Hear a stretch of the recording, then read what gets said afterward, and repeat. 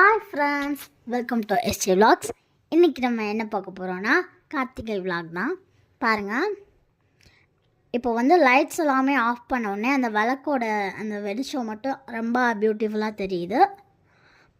நீங்களே பாருங்களேன்.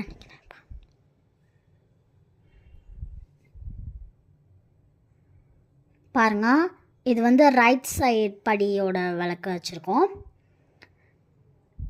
நீங்கள் எப்போவுமே விளக்கு வச்சுருக்கீங்கன்னா அந்த இடத்துக்கு கீழே தொடச்சிருங்க.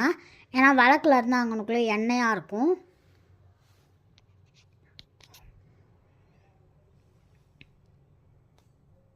பாருங்கள் ஃப்ரெண்ட்ஸ், இது லெஃப்ட் சைடு.